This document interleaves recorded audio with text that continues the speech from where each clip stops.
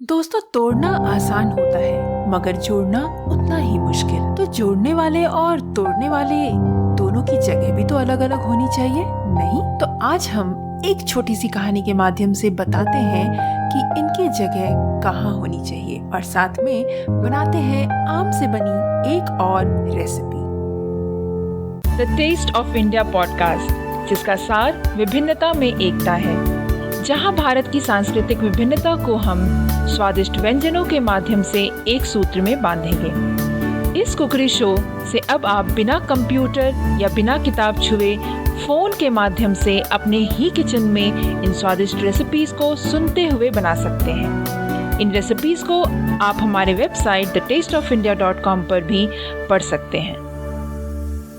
नमस्कार, the taste of India podcast के इस नए एपिसोड में मैं पूजा और मैं दिलीप आप सबका हार्दिक स्वागत करते हैं। एक दिन स्कूल में छुट्टी की घोषणा होने के कारण एक दर्जी का बेटा अपने पापा की दुकान पर चला गया। वहाँ जाकर वह बड़े ध्यान से अपने पापा को काम करते हुए देखने लगा। उसने देखा कि उसके पापा कैंची से कपड़े को काटते और कैंची को पैर के पास टांग से दबाकर रख देते, फिर सुई से उसको सीते और सीने के बाद सुई को अपनी टोपी पर लगा लेते। जब उसने इसी क्रिया को 4-5 बार देखा तो उससे रहा नहीं गया। तो उसने अपने पापा से कहा कि वह एक बात उनसे पूछना चाहता है। पापा ने कहा, बेटा बोलो, क्या पूछना चाहते हो? बेटा बोला, पापा मैं बड़ी देर से आपको देख रहा हूँ। आप जब भी कपड़ा काटते हैं उसके बाद कैंची को अपने पैर के नीचे दबा देते हैं और सुई से कपड़े सीने के बाद उसे टोपी पर लगा देते हैं। ऐसा क्यों? इसका जो उत्तर पापा ने दिया उन 2 पंक्तियों में मानो उसने जिंदगी का सार ही समझा दिया। उत्तर था, बेटा कैंची काटने का काम करती है और सुई जोड़ने का काम करती है और काटने वाले की जगह हमेशा नीचे होती है, परंतु जोड़ने वाले की जगह हमेशा ऊपर होती है। यही कारण है कि मैं सुई को टोपी पर लगाता हूँ और कैंची को पैर के नीचे रखता हूँ। दोस्तों, ये बहुत ज़रूरी है कि हम अपने रिश्तों को समझें।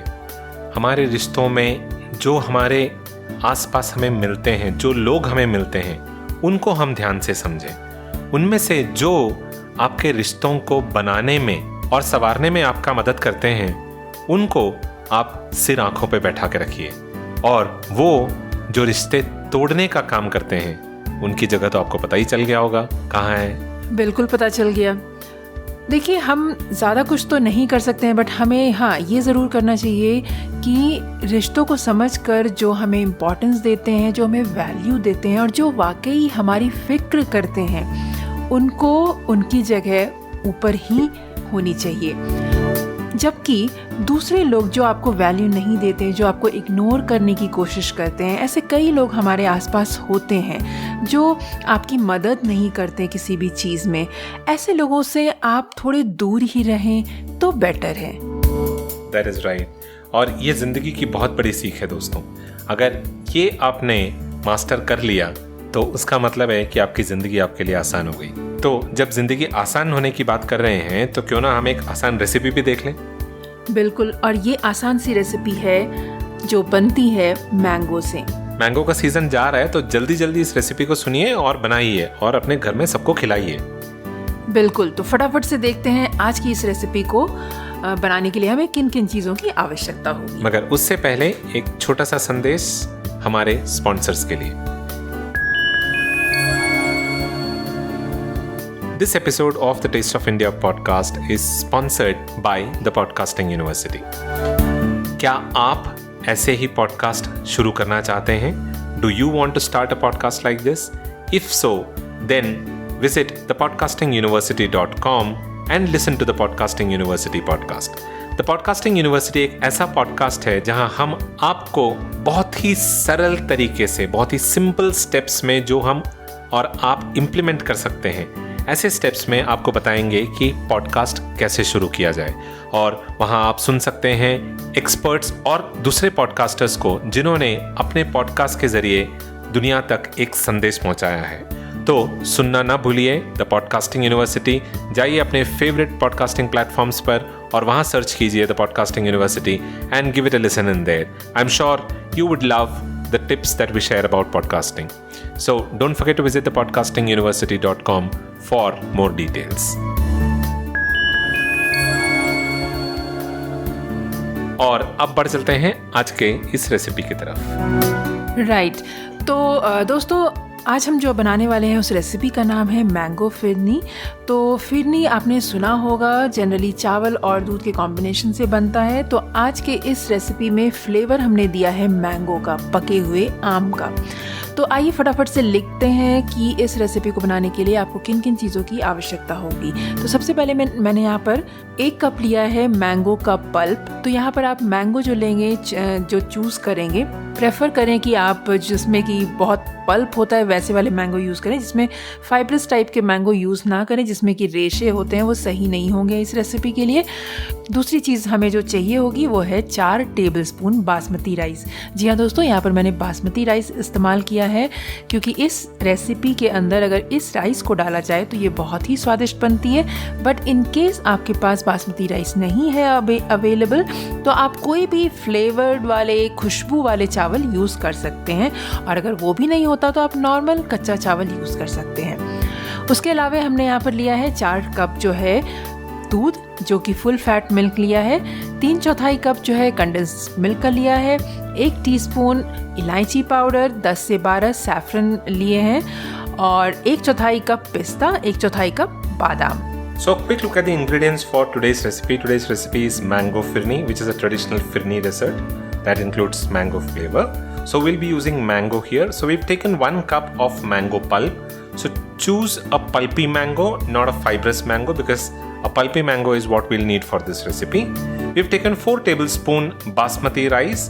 If you don't have basmati rice, you can also use any other raw rice. 4 cups of milk, full fat milk. 3/4 cup condensed milk, 1 teaspoon cardamom powder, 10 to 12 saffron strands, 1/4 cup pistas, 1/4 cup whole almonds. तो आइए देखते हैं कि इस recipe को बनाते कैसे हैं। इस रेसिपी को बनाने के लिए हमें एक बोल लेना है जिसमें कि राइस डालकर उसको धो लीजिए अच्छे से और उसके बाद उसे सोक करके पानी के अंदर ½ एन आवर के लिए छोड़ दीजिए। उसके बाद ड्रेन कीजिए इसका पानी और उसके बाद इस राइस को मिक्सर ग्राइंडर में डालिए।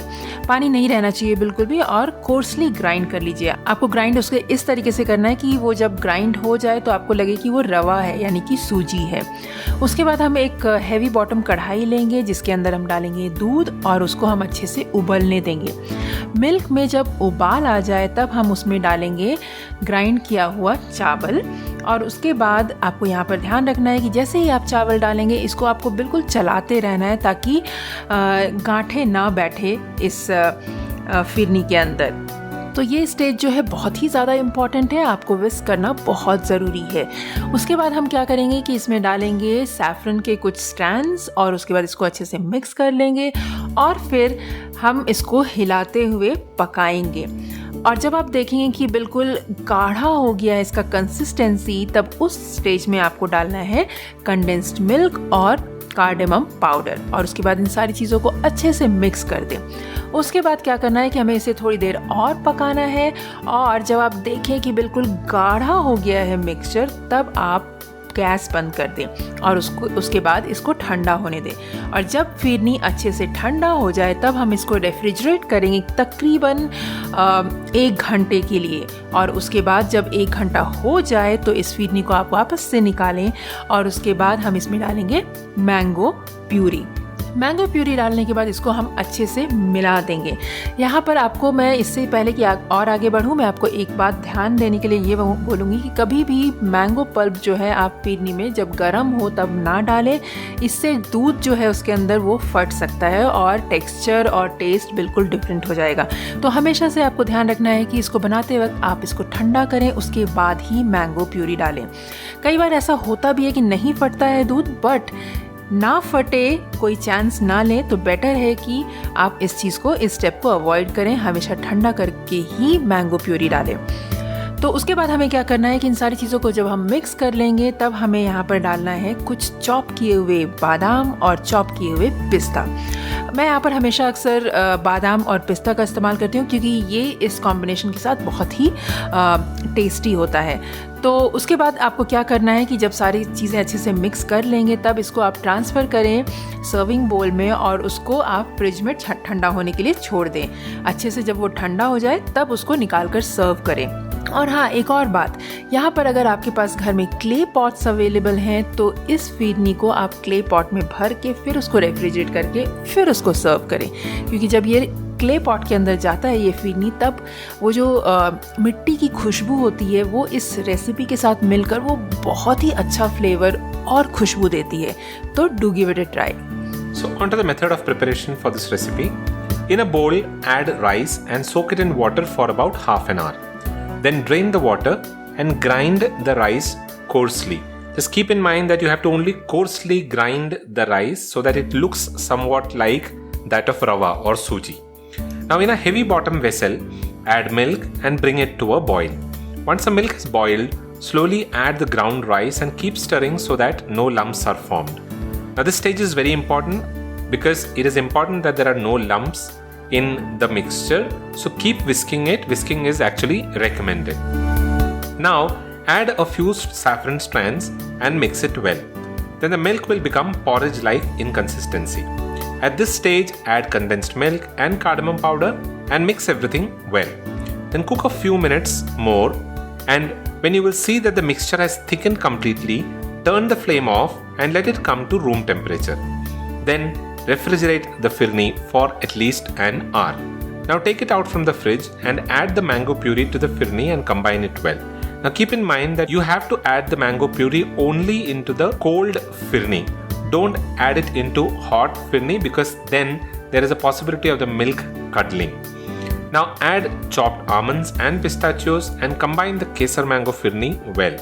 You can transfer the kesar mango firni to individual serving bowls, or if you have clay pots, you can transfer it into clay pots and refrigerate further till it is chilled. Then serve the kesar mango firni with additional saffron strands, almonds and pistachios.